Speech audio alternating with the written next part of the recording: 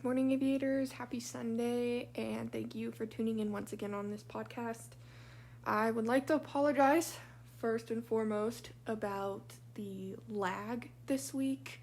I haven't really been posting on Instagram or Facebook, social media, and I didn't do a blog post either. I believe I skipped 2 weeks of blog posts, which is really unlike me, and I skipped a week this past Sunday for podcast, which is very, very unlike me. And I know I had some people wondering what was happening, but I had a pretty big test this week, and I needed to get that done. I needed to study, and it was yesterday, so I was studying so hard every single day, but I passed, thank goodness. I knew I would pass. I got a 93. I'm super happy, but yeah, so that was the main reason why that happened. But I also wanted to mention that this week will be a double upload of podcasts.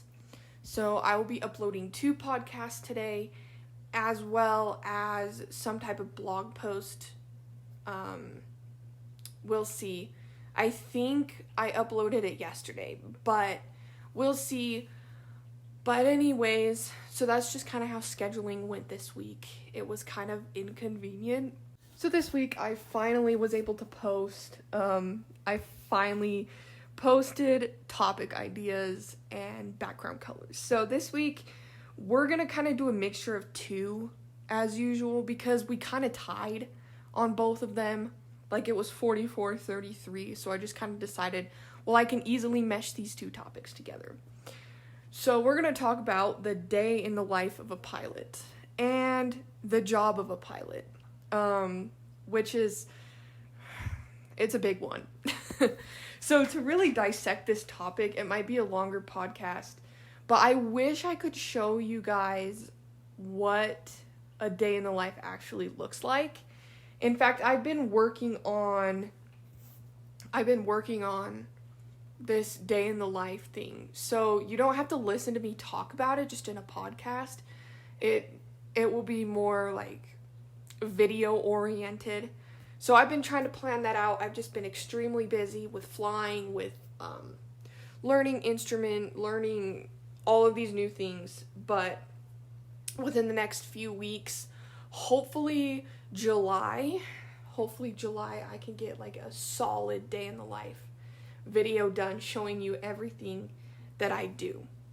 So first and foremost, the job of a pilot, the schedule of a pilot. The schedule varies every week. So typically with me in flight training, and I know airlines are completely different, so I'll remake this video when I get to the airlines. But for now, I'm just cruising along through flight school.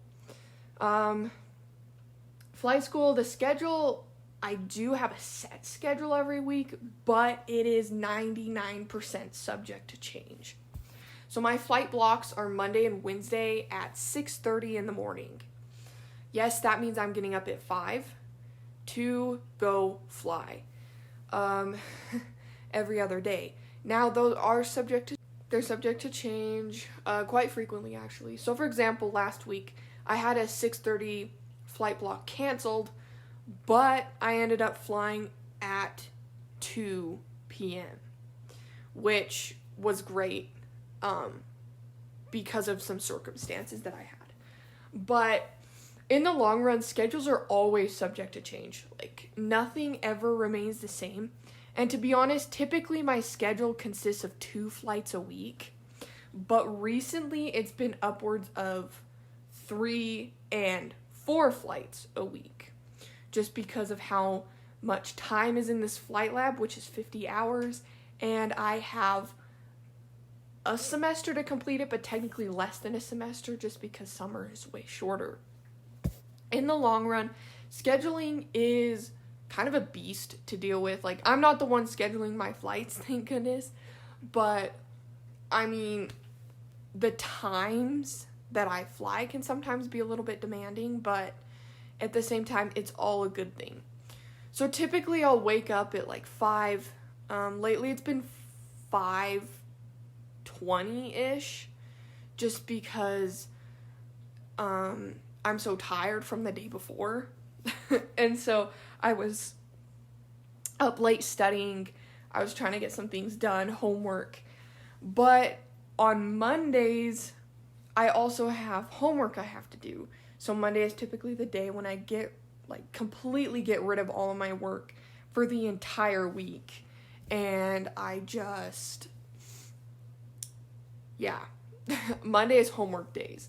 So Monday is 6:30, but then also Tuesday and Wednesday, I have a ground class on Tuesdays and Thursdays, which is at 9 a.m. So not too bad. I actually like the schedule on Tuesdays and Thursdays, but, things are always subject to change with grounds at the hangar, flights at the hangar,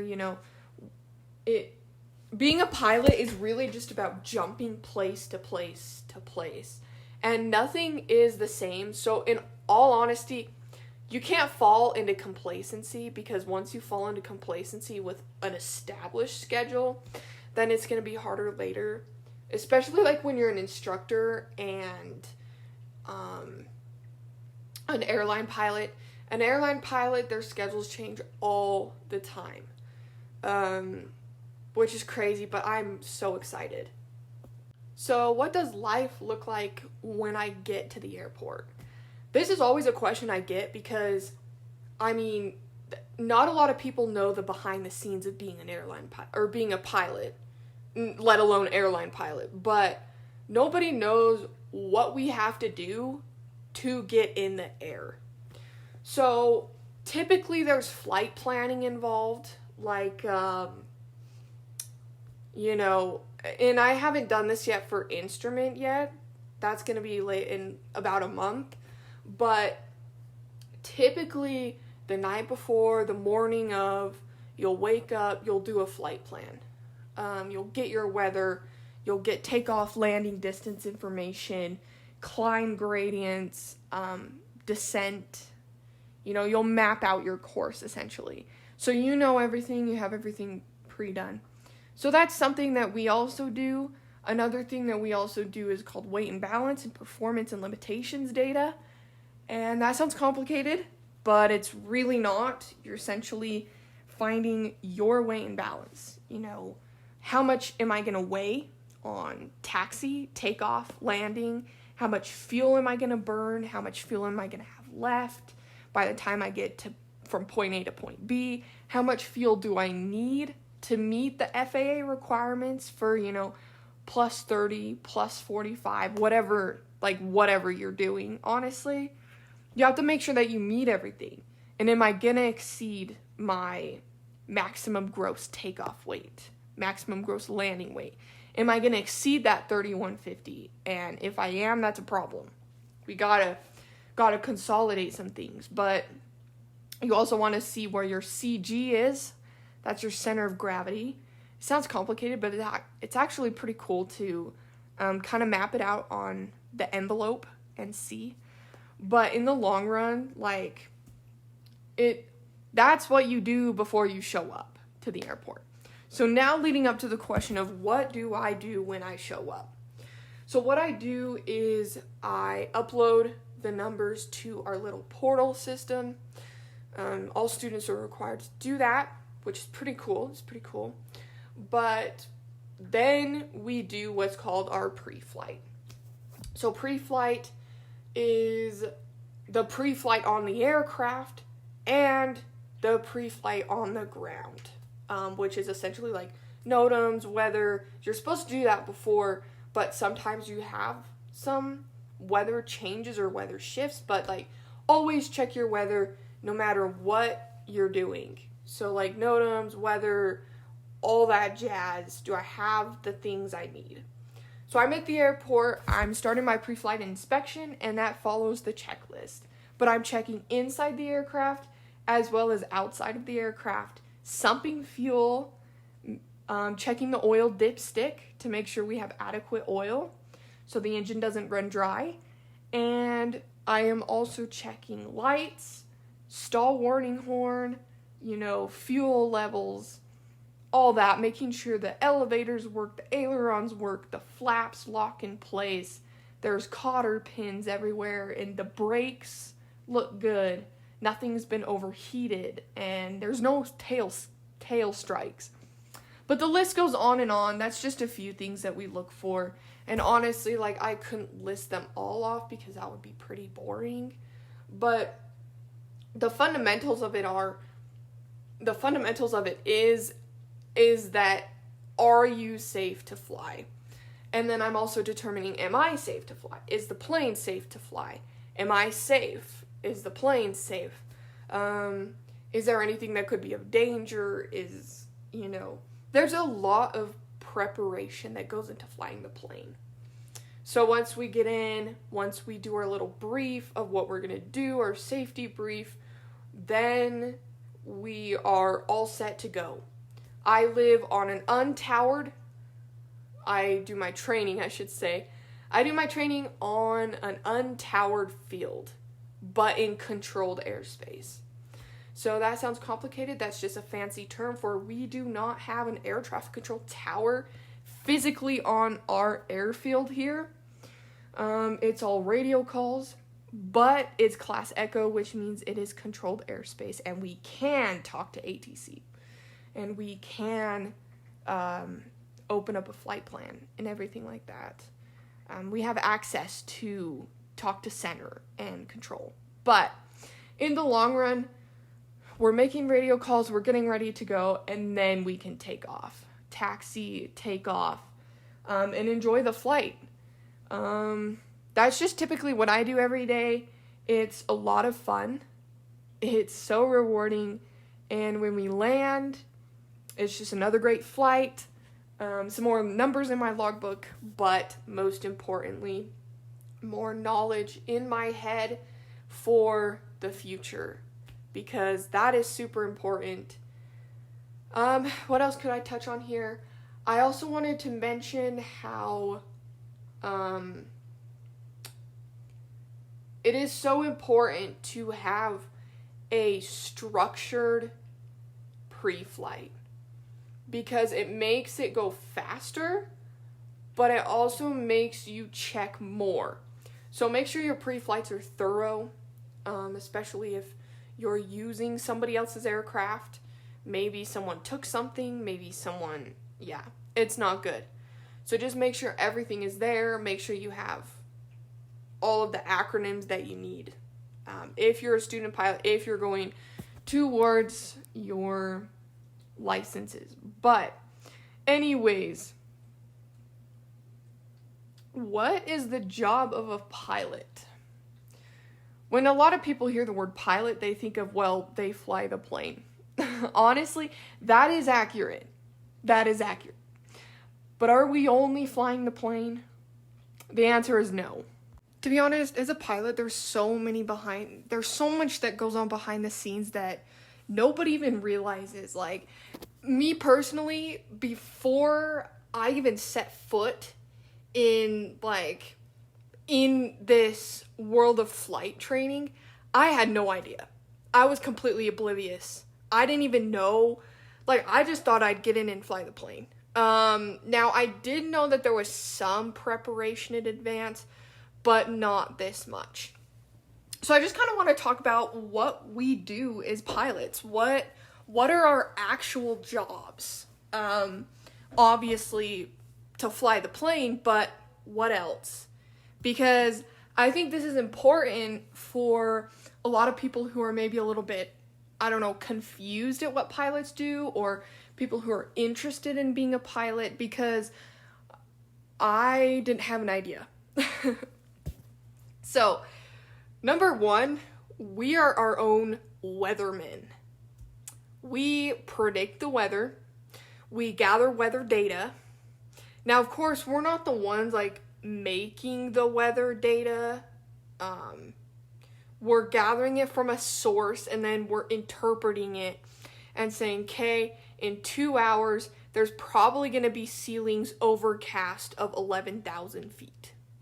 We're kind of putting pieces of information together to see the bigger picture. So like, for example, you're going on a cross country and you're saying, okay, I'm going from, I don't even know what's a good destination.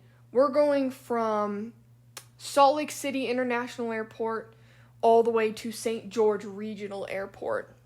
So we pull up the forecast and we look through all of the numbers, all of the data, and we go, okay, our approximate cloud layer is overcast at whatever the feet, the number is.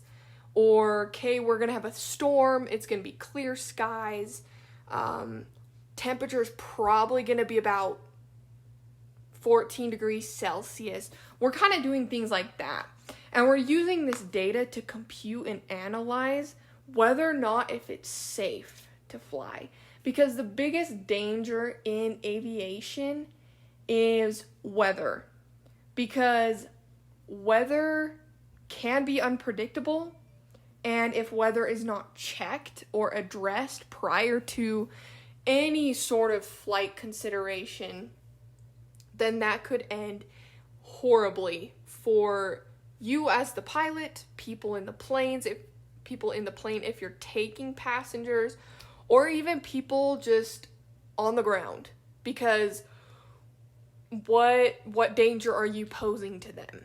So we are our own weathermen, weather people. We gather, interpret, analyze, and compute the data. So number 2, I guess like we're kind of our own lawyers.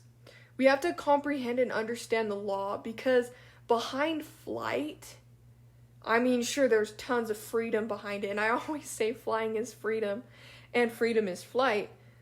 But is that always the case? The feeling of it, absolutely. But flying is backed by thousands of laws.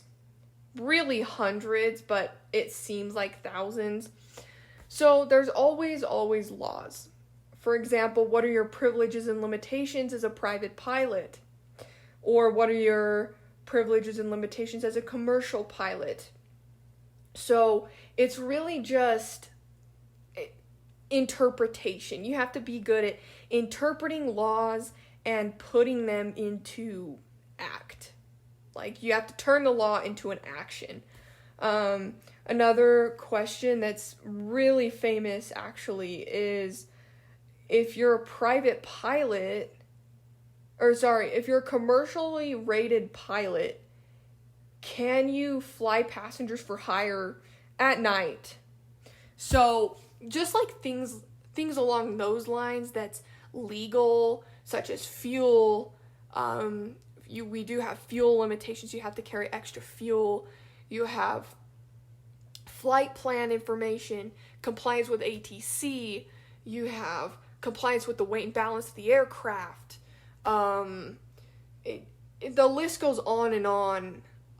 Required equipment, required documents, required inspections, maintenance, CFR Part 830, reporting requirements for accidents and incidences. So, in all actuality, as a pilot, you have to know these laws, and these laws are available in what's called the FAR, which is basically the airman regulations, federal aviation regulations. That's what it's called. And so these laws, we have to abide by them, therefore you have to know them. Okay, number 3, something like that is what we're on. Me personally, getting into aviation, I've discovered that it takes a lot of communication skills to be in aviation. And I wasn't the biggest communicator, in my opinion, because I had a little bit of social issues, but those kind of left once I grew up a little bit and I don't know, matured maybe, but I still have residual issues communicating. However, I must make this clear that there are a few things that you're communicating with here. And I say things because I mean nouns, person, place, or thing. So you're communicating with your passengers as a pilot, and in the case of flight training, it's your CFI. In the case of a check ride, it's your designated pilot examiner. In the case of maybe like an airline pilot, that's going to be also like ground crew, your ramp crew. So also you're communicating with air traffic control. If you're on a flight plan, or if you're going into towered airspace, then you are going to need to communicate with ATC, including if you accept the TIRSA, or if you're on an IFR or flight following. I've only done flight following and a flight into class Delta airspace, so really I only know how that works at the moment, but I'll come back later explaining these experiences. But as a pilot, you're also communicating with the aircraft. For example, what does the aircraft need? What is happening to the aircraft? Are you turning right, so you need to correct it and level out? Or unusual attitudes. You're communicating with the aircraft.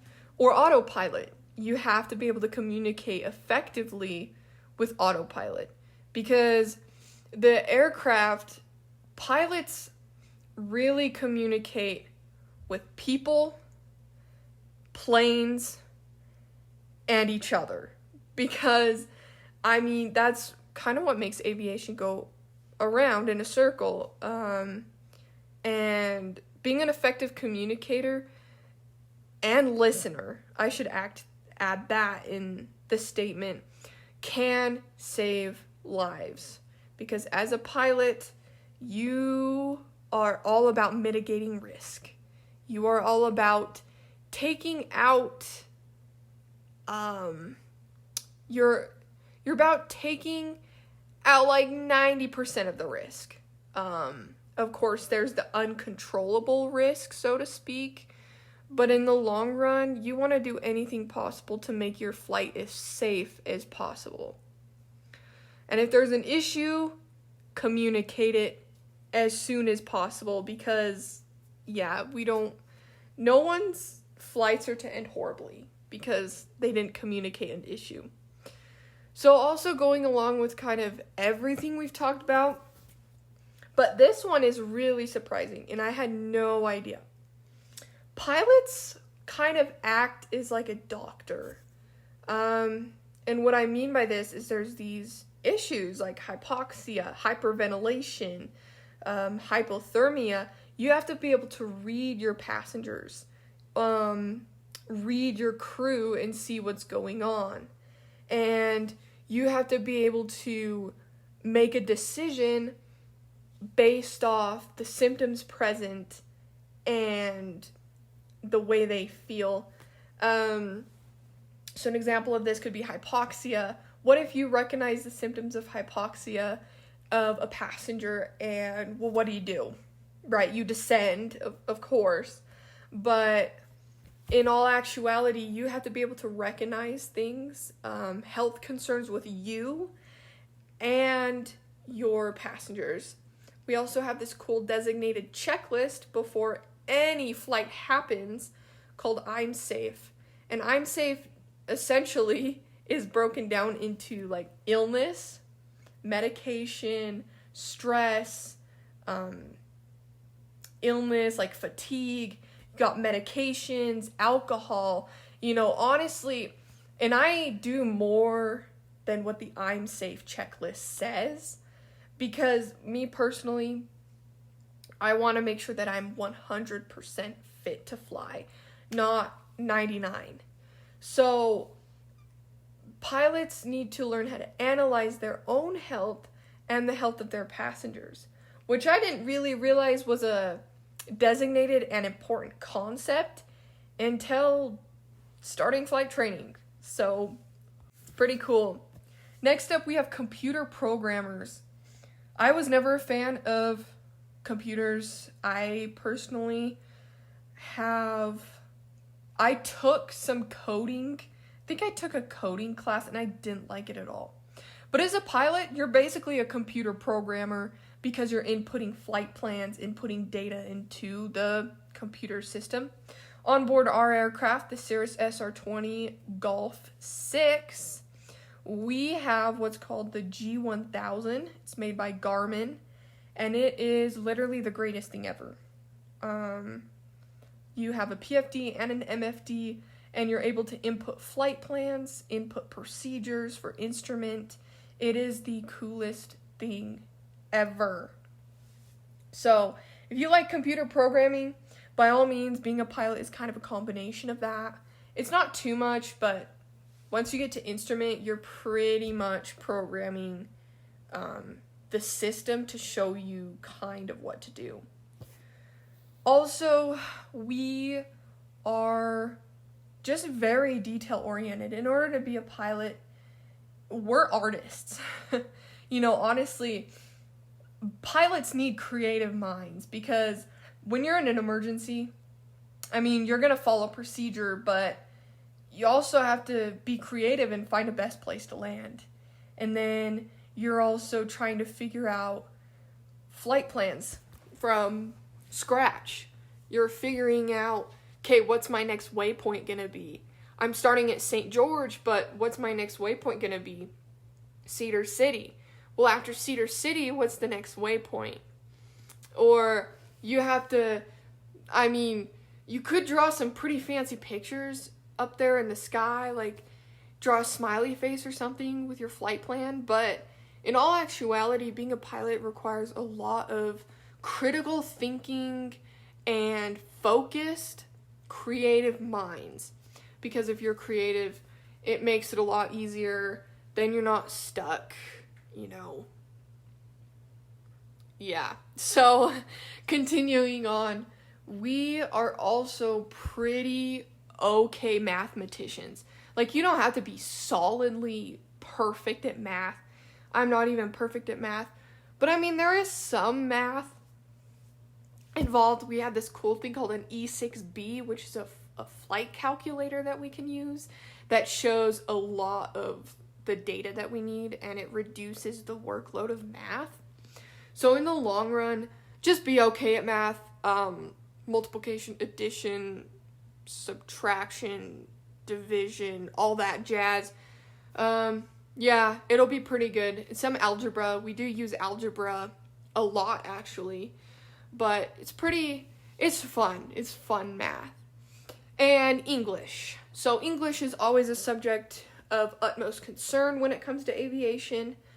Especially according to the FAA. Again, it's one of those laws. Have to be English proficient, read, write, and speak English to their standards. I don't know what their standards are because English is my first language, and I am very proficient at speaking English.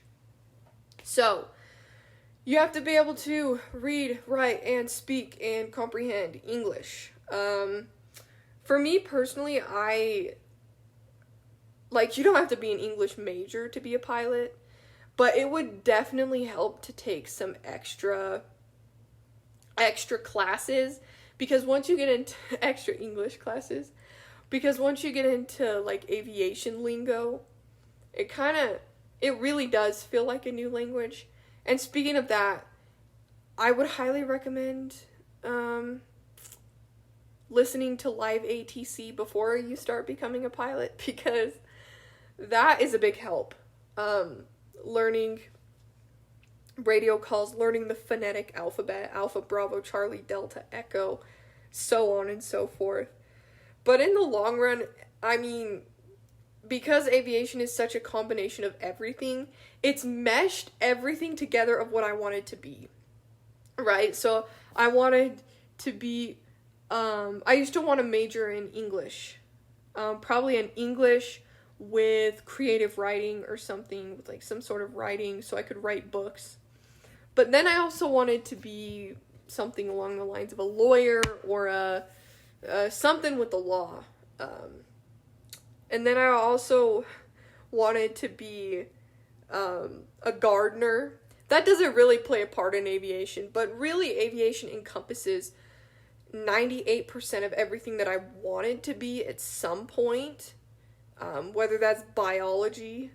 I mean, I always thought biology was cool, but it really encompasses that biology, the English, the science, the STEM, and it really, it's a salad bowl of everything, and that's why I love it, because nothing is the same, and there's no such thing as a repetitive day, like a desk job.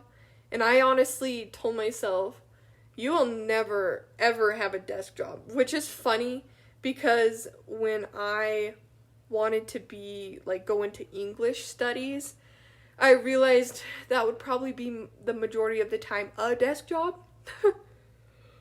You know, writing papers, writing research papers, and I wouldn't have liked it. So, in the long run, I'm so glad I chose aviation. I'm so glad I chose to become a pilot. It really encompasses everything that I wanted to be and that I still want to be. And it allows me to do everything I want to do, but the things that it kind of leaves out, it allows me to do those on the side, such as gardening, and yeah, that's pretty much the only one that it leaves out, because being a pilot allows you to travel. Even though I'm not an airline pilot yet, I still travel, like, from airport to airport, which is pretty cool. Like, I don't spend time at the airport, I just land and then take off again. But it's amazing to be involved in this industry and see the involvement that everybody has and making new friends. I have the best friends in aviation. Like, I have no words. I have the best friends I could ever ask for in aviation, that are pilots who fly. Some of them fly for the military, some of them fly for airlines, some of them are retired, some of them are CFIs, some of them just graduated from my program here, and yeah, I thoroughly enjoy it. But please continue to ask questions, because I love answering these, and sometimes I can't really fully answer them because I may not know yet, or I'm just so busy. But the day in the life portion of this there will be a part 2, and it will be much better. I'll actually show you what I do.